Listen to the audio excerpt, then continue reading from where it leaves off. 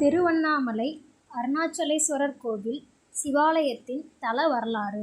சிற்பக்கலையும் பக்தி மனமும் ஒருங்கே கமழும் சிவனின் பஞ்சபூத தலங்களில் அக்னி தலமாக விளங்குவது திருவண்ணாமலை அருணாச்சலேஸ்வரர் கோவில். கைலையை காண முக்தி, காசியில் இறக்க முக்தி, திருவாரூரில் பிறக்க முக்தி. ஆனால் திருவண்ணாமலையை நினைத்தாலே முக்தி என்பது சைவ சமயத்தவரின் நம்பிக்கை. இந்த மாபெரும் சிவாலயத்தின் தல வரலாறு, அங்குள்ள தெய்வங்கள், சிறப்புகள் மற்றும் திருவிழாக்கள் பற்றி முழுமையாக பார்ப்போம். கோவில் தல வரலாறு. திருவண்ணாமலையின் தோற்றம் குறித்து இரு பெரும் புராண கதைகள் உள்ளன. அடிமுடி தேடிய படலம் லிங்கோத்பவர்.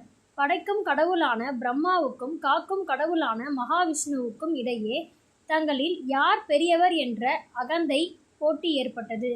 அப்போது அவர்கள் முன் சிவபெருமான் ஒரு மிகப்பெரிய நெருப்பு பிழம்பாக ஜோதியாக தோன்றினார். இந்த ஜோதியின் அடியையோ அல்லது முடியையோ யார் முதலில் கண்டு வருகிறீர்களோ அவரே பெரியவர் என அசரீரி ஒலித்தது. பிரம்மா அன்னப்பறவையாக உருவெடுத்து ஜோதியின் முடியை காண வானை நோக்கி பறந்தார்.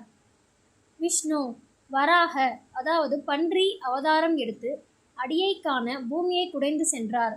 பல ஆண்டுகள் பயணம் செய்தும் இருவராலும் அடியையும் முடியையும் காண முடியவில்லை. விஷ்ணு தனது தோல்வியை ஒப்புக்கொண்டார்.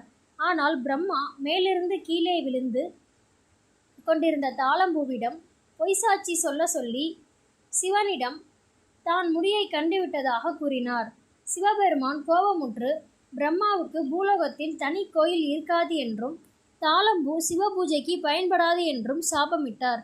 அந்த அகண்ட நெருப்பு பிழம்பே பின்னர் குளிர்ந்து அருணாச்சல மலையாக திருவண்ணாமலை மாறியது என்பது ஐதீகம். அர்த்தநாதீஸ்வரர் வடிவம். கைலாயத்தில் ஒருமுறை பார்வதி தேவி விளையாட்டாக சிவபெருமானின் கண்களை மூட உலகமே இருண்டது. இதனால் ஏற்பட்ட பாவத்தை போக்க பார்வதி தேவி பூலோகத்தில் காஞ்சிபுரத்தில் தவம் செய்து பின் திருவண்ணாமலைக்கு வந்து தவம் இயற்றினார். அவரது தவத்தை மெச்சி கார்த்திகை தீபத்தன்று சிவபெருமான் ஜோதி வடிவில் தரிசனம் தந்து தனது உடலின் இடப்பாகத்தை பார்வதிக்கு அளித்து அர்த்தநாதீஸ்வரராக காட்சி தந்தார். கோயில் தெய்வங்கள். கோயில் 24 ஏக்கர் நிலப்பரப்பில் 6 பிரகாரங்களை கொண்டது. அருணாச்சலேஸ்வரர், அண்ணாமலையார். மூலவர் சுயம்பு லிங்கமாக கிழக்கு நோக்கி அருள்பாலிக்கிறார். அக்னி வடிவம். உண்ணாமலை அம்மன். அபித்த குஜலாம்பாள் அம்பாள் சன்னதி நின்ற கோலத்தில் தனி சன்னதியில் கருணை பொங்க காட்சி அளிக்கிறார். கம்பத்திணையார் மற்றும் கோபிரத்திணையார். முருகப்பெருமானின் சன்னதிகள். அருணகிரிநாதருக்காக தூணில் முருகப்பெருமான் காட்சியளித்த இடம் கம்பத்திணையார். பாதாளலிங்கம் 2வது பிரகாரத்தில் உள்ளது.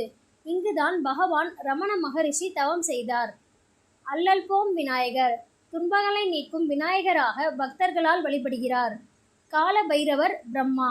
கோயிலின் முக்கிய காவல் தெய்வமாக பைரவர் உள்ளார். பிரம்மாவுக்கு இங்கு சிறு சந்நிதி உண்டு. கோயிலின் தனி சிறப்புகள். பஞ்சபூத தலம். சிவபெருமானின் பஞ்சபூத தலங்களில் இது நெருப்பை குறிக்கும் அக்னி தலம். ராஜகோபுரம். கிழக்கு திசையில் உள்ள பிரம்மாண்டமான ராஜகோபுரம் 217 அடி உயரமும் 11 நிலைகளையும் கொண்டது.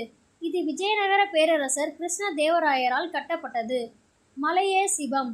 இங்குள்ள 2668 அடி உயரமுள்ள மலையே சிவபெருமானாக வழிபடப்படுகிறது. அஷ்டலிங்கங்கள். மலையை சுற்றி 14 கிலோமீட்டர் தூரம் கிரிவல பாதை உள்ளது.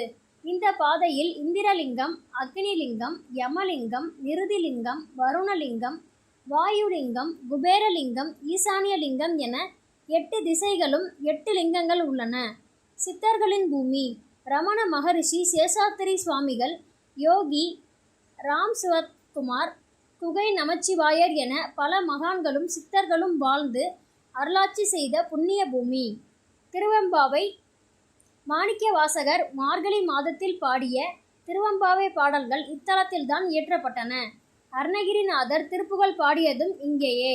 சிறப்பு திருவிழாக்கள். கார்த்திகை தீப திருவிழா 10 நாட்கள். இதுவே இக்கோயிலின் மிகப்பெரிய திருவிழா. கார்த்திகை மாதத்தில் 10 நாட்கள் வெகு விமர்சையாக நடைபெறும். 10ஆம் நாள் மலையில் 2668 அடி உயர மலையின் உச்சியில் மகா தீபம் ஏற்றப்படும்.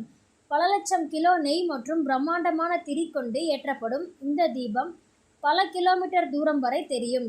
சித்திரா பௌர்ணமி. பௌர்ணமி தோறும் கிரிவலம் வருவது இங்கு சிறப்பு என்றாலும் சித்திரை மாதத்தில் வரும் சித்ரா பௌர்ணமி அன்று பல லட்சக்கணக்கான பக்தர்கள் விடிய விடிய 14 கிலோமீட்டர் மலையை சுற்றி வருவார்கள். திருவூடல் திருவிழா. பொங்கல் பண்டிகைக்கு மறுநாள் மாட்டுப் பொங்கல் அன்று நடைபெறும் சுவாரஸ்யமான திருவிழா இது. சிவனுக்கும் பார்வதிக்கும் இடையே ஊடல் செல்ல சண்டை ஏற்படுவதாக பாவித்து ஊடல் வீதியில் இந்த விழா கோலாகலமாக நடக்கும். ஆருத்ரா தரிசனம். மகா சிவராத்திரி. மார்கழியில் திருவாதிரையில் நடராஜருக்கு சிறப்பான ஆருத்ரா தரிசனமும் மாசி மாதத்தில் மகா சிவராத்திரியும் இரவில் 4 கால பூஜைகளுடன் மிக சிறப்பாக நடைபெறும்.